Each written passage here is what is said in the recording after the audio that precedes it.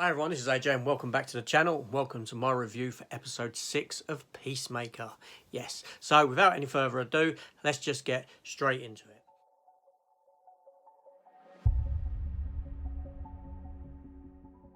Okay, if you remember the end of the last episode, we were left at a point where Adebayo,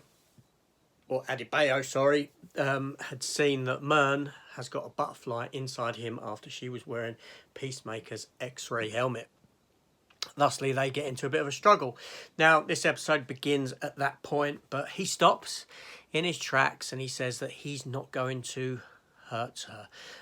And then Agent Amelia, she turns up and looks like she's in cahoots with him, but no, lo and behold, she hasn't got a butterfly in her, but she knows the truth about him, that he's got one in him because he told her. And thusly, we find out this backstory about the butterflies, that they came from a dying world and they came to Earth to live out their lives. But Goff, the sort of leader of the butterflies, had implanted himself into people and uses them to dominate Earth. They want to dominate Earth, but others don't.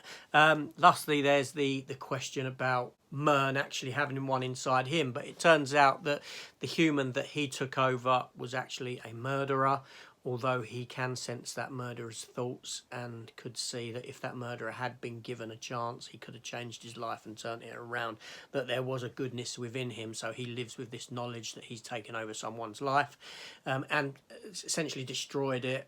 And yeah, inside him. We also learn that there is a creature called a cow, not in the literal sense, but there's a creature that is basically, they harvest all of the yellow goo from that the butterflies decide to eat.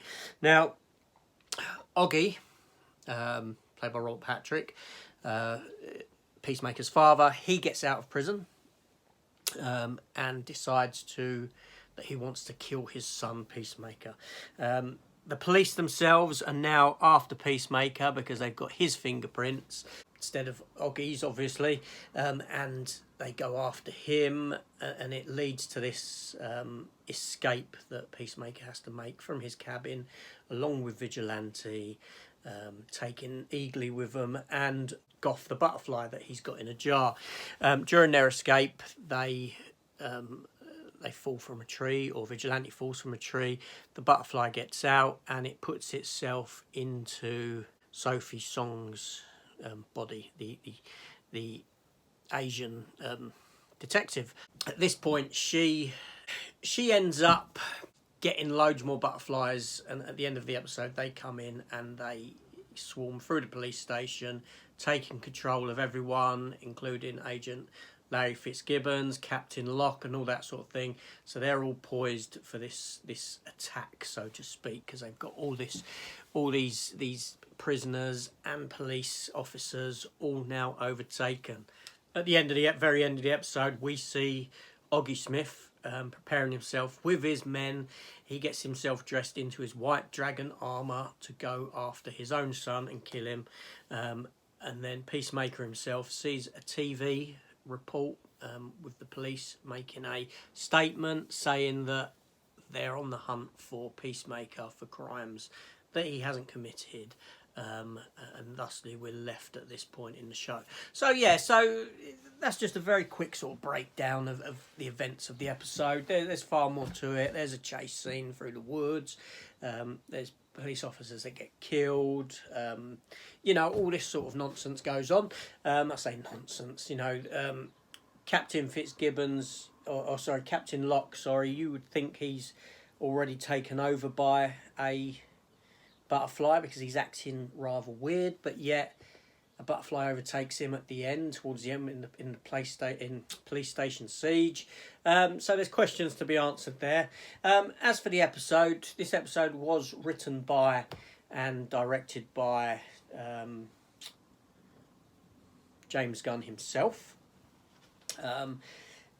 It was a good episode. It was, I enjoyed a lot of the banter. There was a lot of funny moments. There was a scene with Peacemaker in the school where the janitor from the hospital had asked him to come in and pretend to be his daughter's uncle, and he's just he's got nicknames for all the children as they ask questions.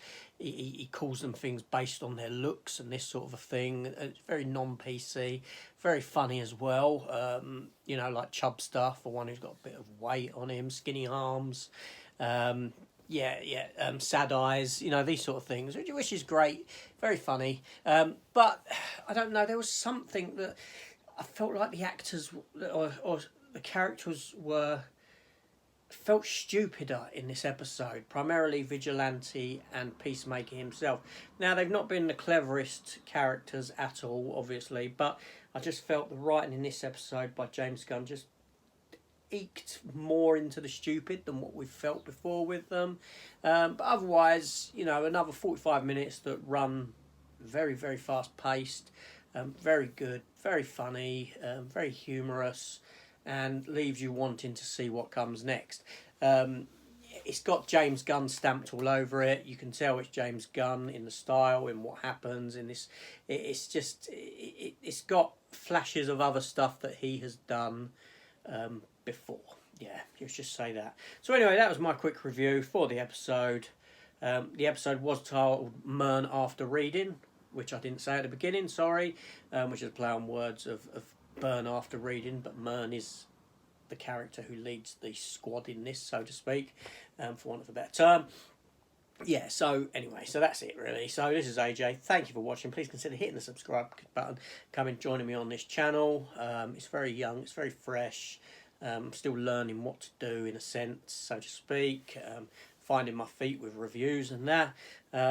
Please consider hitting the notification bell so you can keep apprised of all my upcoming content, and also why not leave me a comment down below in the comment section. I do reply to all comments. Also, I am on Facebook and Instagram under the same name as here, AJ's Movie Place. You can find me. Come along, join me on there. You can speak to me on there. People do it, people I don't know and have just met through this sort of a thing. We have talks about films and TV and that sort of stuff, and it's all very good. So feel free to come over, talk to me. You won't be ignored.